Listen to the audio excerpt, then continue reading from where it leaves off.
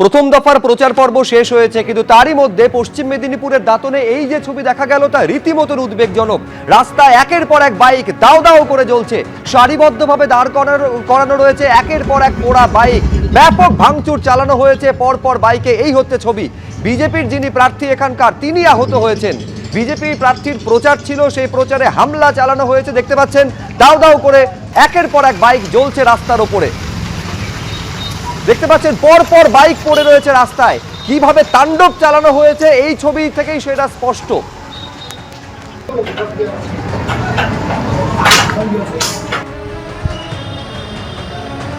প্রত্যেকটা বাইকে ভাঙচুর চালানো হয়েছে, তারপর আগুন ধরিয়ে দেওয়া হয়েছে। পরপর পোড়া বাইক, এই রকম একটা পরিস্থিতি। মাঝে মাত্র একটা দিন, তারপর রয়েছে ভোট। তার আগে এই রকম একটা হিংসার পরিস্থিতি তৈরি হয়েছে পশ্চিম মেদিনীপুরের দাঁতনে, যেখানে বিজেপি প্রার্থীর প্রচার ছিল সেখানে হামলা চালানো হয়েছে। হামলা চালানো শুধু নয়, পরপর বাইকে ভাঙচুর চালানো হয়েছে, আগুন ধরিয়ে দেওয়া হয়েছে।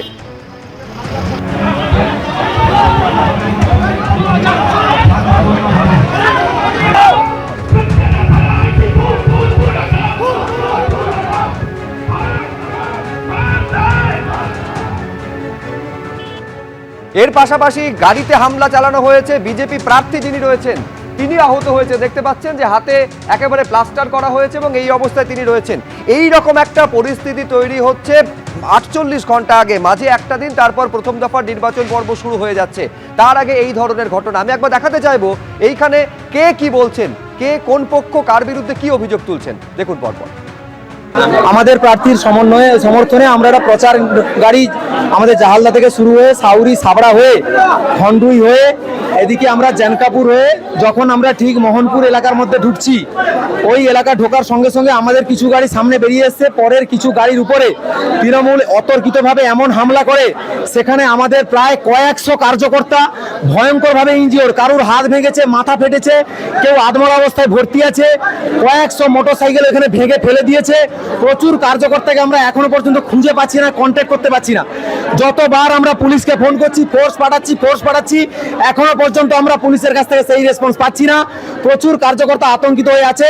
আমি আপনাদের চ্যানেলের মাধ্যমে আমি পুলিশ প্রশাসনের কাছে অনুরোধ করব, দাদা দয়া করে নিরপেক্ষ হয়ে আমাদের কার্যকর্তা, তারা মানুষ, তাদেরকে কমসে কম বিজেপি না ভেবে তাদেরকে উদ্ধার করে নিয়ে আসুন। আমাদের ইলেকশন কমিশনের নিয়ম অনুযায়ী বাইক র্যালি বন্ধ ছিল।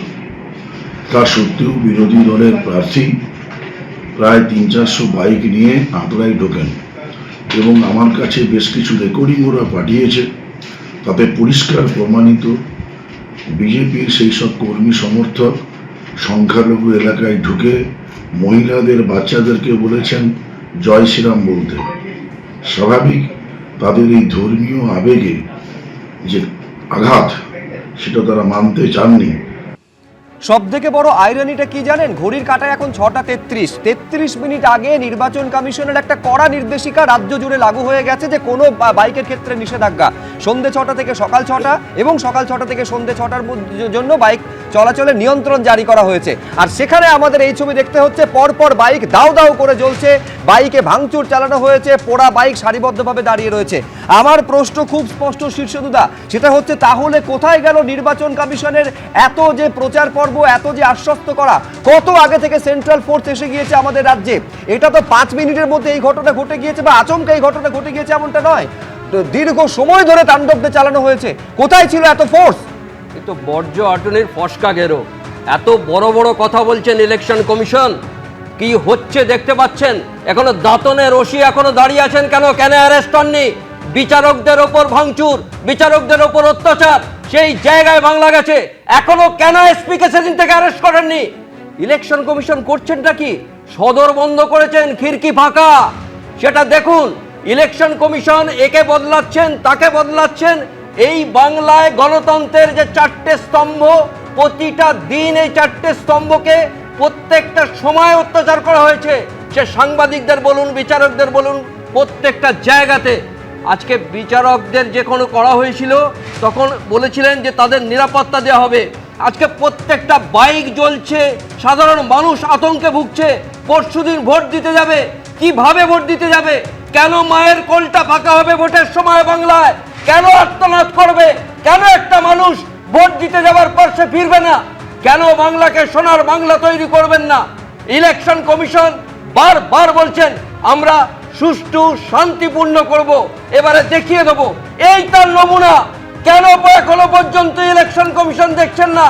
এই নমুনা যদি হয় তাহলে বাড়ির থেকে বাইরে ভোট দিতে যেতে যাবেন কি করে যাবেন?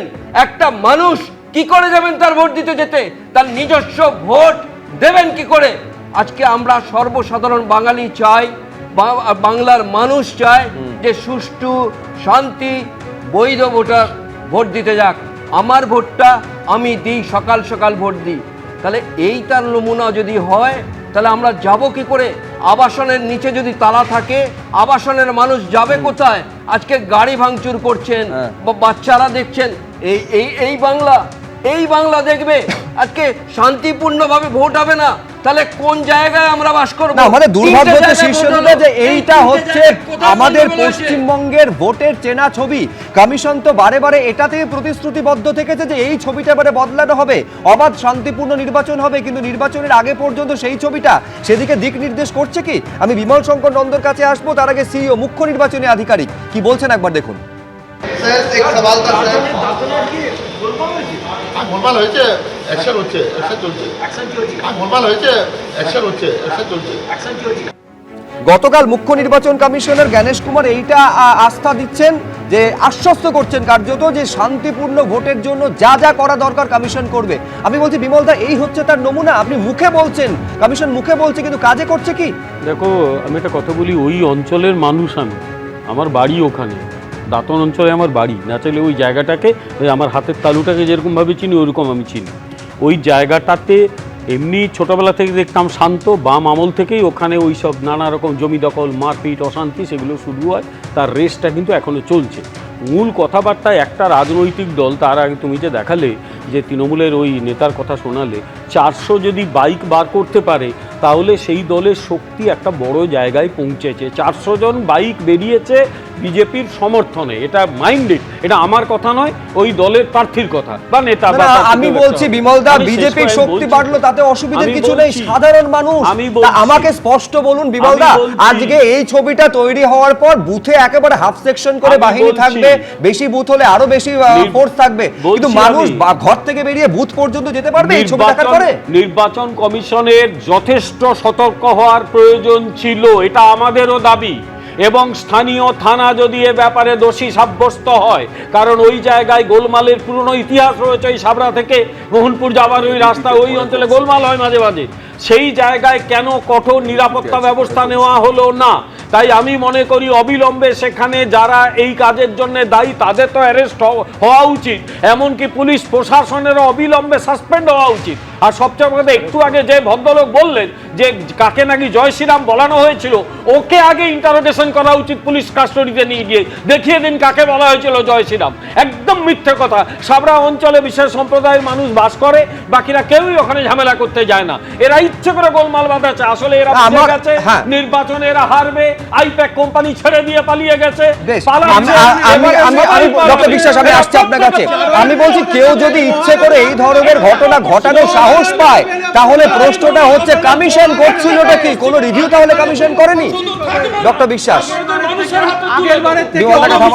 বিশ্বাস দেখুন, প্রথম কথা হচ্ছে যে বিজেপির প্রার্থী বাইক বাহিনীর নিষেধাজ্ঞা নির্বাচন কমিশনের থাকা সত্ত্বেও বাইক মিছিল করেছিল, অবিলম্বে নির্বাচন কমিশনে তাকে জিজ্ঞাসা করা উচিত সেই প্রার্থীকে যে সে কি করে আইন ভেঙেছিল। 1 2 নম্বর হচ্ছে ডিজি, কমিশনার, 14 জন এসপি, 400 আধিকারিককে নির্বাচন কমিশন চেঞ্জ করেছে। ফলে এখন আইন শৃঙ্খলা রক্ষার সম্পূর্ণ দায়িত্ব নির্বাচন কমিশনকে নিতে হবে। ফুল responsibility has to go to the election commission of India. আমরাও কিন্তু তৃণমূল কংগ্রেস, বিজেপির অভিযোগ হচ্ছে এই হামলাটা সবটা করেছে তৃণমূল কংগ্রেস। একেবারে ভুল, একেবারে মিথ্যে কথা। এর সঙ্গে তৃণমূল কংগ্রেস জড়িত নয়, এর সঙ্গে তৃণমূল কংগ্রেস জড়িত নয়। আজকে নির্বাচন কমিশন বলুন কেন 400 আধিকারিককে চেঞ্জ করার পর 400 আধিকারিককে চেঞ্জ একটা করার পর বাংলায় ওই প্রবাদ আছে, দায়িত্বকার মাথার ওই ঘায়ে দায়িত্বকার কুকুর পাগল, এদের যেহেতু সেই হাল যেহেতু হয়েছে। হাঁটতে পরাজয়ের চলেছে, ভয়ে যেহেতু একদম আরে পাগলামো পরাজয় শুরু 4ই করেছে। মে আসুন না, 4ই মে 4ই মে হবে তো, 4 থেকে শুরু আমাদের হবে। এটাই প্রশ্ন যে 4ঠা মে আসতে আসতে কতগুলো হিংসার ছবি আমাদের দেখতে হবে।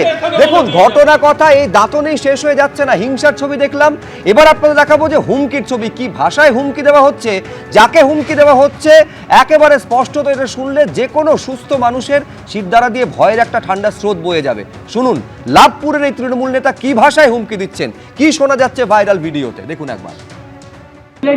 ভোট 50টা যদি পড়ে তাহলে লেস করে দেবো, ভাইকে বলে পিস পিস করে দেবো, পিস পিস করে দেবো মেলে তালাতে। তখন চুপচাপ থাক, পিস পিস করে দেবো ভাইকে বললো মুখ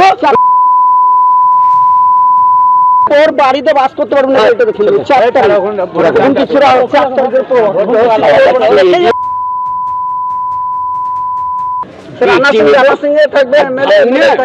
ফিকের বেটা সালা এমনিতে সালা ফিট রাখে বেটা দালাল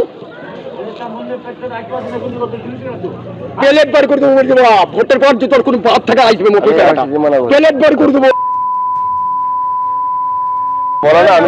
50টা যদি ভোট পড়ে পা ভেঙে পিস পিস করে কেটে দেওয়া হবে, 4 তারিখের পর বাস করতে পারবে না, এইভাবে হুমকি আসছে। আমি বলছি এই হুমকির পরিণতি আমাদের শেষ পর্যন্ত দেখতে হবে না তো? সুব্রতদা উদ্বেগের জায়গা হচ্ছে এটাই, ভোটের দিন পোস্ট পোলে আমাদের আবার ভায়োলেন্সের সাক্ষী হতে হবে না তো?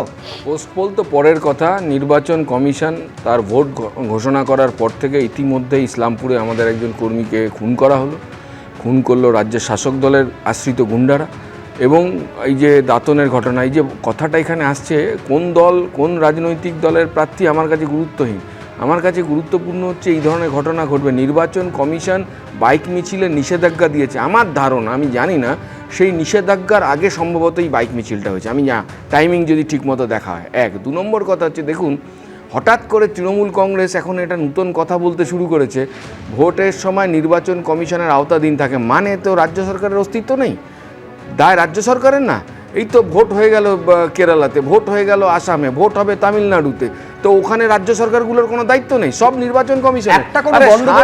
মাছ ঢাকা যায় না, রাজ্যের সরকারের প্ররোচনায়, ইন্ধনে, রাজ্যের শাসক দলের পরিচালনায় যে গুন্ডারাজ পশ্চিমবাংলায় চলছে তার ম্যানিফেস্টেশন হচ্ছে। আমি শেষ যে কথাটা বলবো, আমি আপনার সঙ্গে যদি সহমত হয় সুব্রতদা যে শাসক দলের একেবারে স্পষ্ট প্ররোচনায় গুন্ডারাজ চলছে, কমিশন করছে এটা কি 2.5 লক্ষ কেন্দ্রীয় বাহিনী? আমি সেটাই বলছি, এই যে কেন্দ্রীয় বাহিনী আসলো স্যানিটাইজ করবার জন্য, এলাকায় ঘোরানো হচ্ছে কেন্দ্রীয় বাহিনীকে, গত 15 দিন ধরে আমরা দেখছি, আর এখন দেখছি এলাকায় ঘোরানো কেন্দ্রীয় বাহিনীগুলোকে তুলে অন্য জায়গায় নিয়ে চলে যাওয়া হচ্ছে। এইটা একটা বড় ষড়যন্ত্র, কিছু দুর্নীতিগ্রস্ত আইপিএস এর নেতৃত্বে রাজ্যের শাসক দলের পক্ষ থেকে সংগঠিত করা হচ্ছে। যারা রাস্তা চিনল, যারা এলাকা চিনল, যে সেন্ট্রাল ফোর্সেস, তাদের তুলে নিয়ে অন্য জায়গায় নিয়ে চলে যাওয়া হচ্ছে, মানে এমন জায়গায় নিয়ে যাওয়া হবে তারা আর কোনো ফাংশন করতে পারবে না, কারণ ফাংশন করবে রাজ্য সরকারের পুলিশের আন্ডারে। এইটা হচ্ছে গিয়ে পশ্চিমবাংলার ভবিষ্যৎ। কংগ্রেসের পক্ষ থেকে দ্ব্যর্থহীন ভাষায় বলছি, আমরা চাই অবাধ এবং শান্তিপূর্ণ সুষ্ঠুভাবে উৎসবের আবহে নির্বাচন হোক। তৃণমূল কংগ্রেস হিংসাশ্রয়ী রাজনীতিকে কখনো প্রশ্রয় দেয়নি, আগামী দিনেও প্রশ্রয় দেবে না। যেহেতু নির্বাচন কমিশন নজিরবিহীনভাবে স্বাধীনতার পর থেকে এই রকম পরিবর্তন কোনো রাজ্য সরকারের অ্যাডমিনিস্ট্রেশনে নির্বাচন কমিশন করেনি, ফলে নির্বাচন কিন্তু সেই পঞ্চায়েত নির্বাচনে এই রাজ্যের কমিশন যে ভোটটা করিয়েছিল 55 জনের প্রাণ চলে গেছিল। তৃণমূল কংগ্রেস চায় অবাধ, শান্তিপূর্ণ ও সুষ্ঠু নির্বাচন, গণতন্ত্রে উৎসবের মাধ্যমে নির্বাচন হোক। এট দ্য সেম টাইম, এক second, at the same time প্রত্যেক ক্রিয়ার একটি বিপরীত প্রতিক্রিয়া আছে। তৃণমূল কংগ্রেসকে আপনারা যদি আক্রমণ না করেন, আমি বলছি প্রত্যেক ক্রিয়ার একটি বিপরীত প্রতিক্রিয়া আছে, এর ভেতরে কি অর্থ লুকিয়ে আছে এটা দর্শকেরা বুঝে নিন। আমি বলছি একদিকে মুখে শান্তির কথা বলবো, দ্বিতীয় পাশাপাশি এটাও বলবো যে ক্রিয়া হলে তার পাল্টা প্রতিক্রিয়া হবে, তারপর যে কি পরিণতি হবে এটা বঙ্গের মানুষ, সিঁদুরে মেঘ দেখলে আমরা ডরাই, আমরা জানি যে প্রতিক্রিয়ার নামে কি কি হতে পারে। আমার এইখানে প্রশ্ন, কমিশন তাহলে করছেটা কি? এত প্রচার, এত আয়োজনের কথা বলা হচ্ছে, বাস্তবে তার প্রতিফলন দেখা যাচ্ছে তো? শান্তিতে ভোট চাই বলছে তৃণমূল কংগ্রেস, আর সেই তৃণমূল কংগ্রেসের বিরুদ্ধে জীবনতলায় আইএসএ প্রার্থী অভিযোগ করছেন তার গাড়ি একেবারে ভেঙে চুরে দেওয়া হয়েছে। দ্রুত প্রতিক্রিয়ার জন্য শীর্ষেন্দু সিনহা রায়। এখানে মাছ খাবেন কি, কোন দল এলে মাছ খাবেন না, এই নিয়ে আলোচনা না করে ইরেসপেক্টিভ অফ পলিটিক্যাল কালার প্রত্যেকটা রাজনৈতিক দল চিন্তা করুন, মানুষ মারা যাবে না, ভোট হলে আমরা সেই ভাষার সন্ত্রাস দেব না। এ কি সন্ত্রাস এলো, শব্দে এমন উচ্চারণ করছেন যে মানুষ উত্তেজিত হয়ে যাচ্ছে। কেন আমরা সেই ভাষার সন্ত্রাস দেব? আজকে এই জায়গাতে গন্ডগোলগুলো হবে কেন? ভাঙর আরো বলতে এখানে ক্যানিং পড়বো। যে লোকটা বলবে যে ভোট দিলে কুচি কুচি করে কেটে দেবো, ওর কোমরে দড়ি দিয়ে হ্যান্ডকাপ লাগিয়ে নিয়ে যাওয়া উচিত, তার সবকটা নেতাকে ওখান থেকে তুলে নিয়ে যাওয়া উচিত। ওগুলো থাকলে নির্বাচন ভালো হবে না। এই ক্রিমিনালদের যারা পোষে, সে ক্রিমিনাল দলকে অবিলম্বে নিষিদ্ধ ঘোষণা করার দরকার আছে। হয়তো আগামী দিনে এই দলটা ওই দিকেই দেখুন, এগোচ্ছে। তৃণমূল কংগ্রেস ব্যাপকভাবে জিততে চলেছে। আমরা আশা করব অবাধ, শান্তিপূর্ণ এবং উৎসবের আবহে ভোট হবে। আমাদের একেবারে উৎসবের আবহে ভোট কিভাবে কমিশন করতে পারে সেদিকে নজর থাকবে। আপাতত আলোচনা এই পর্যন্ত।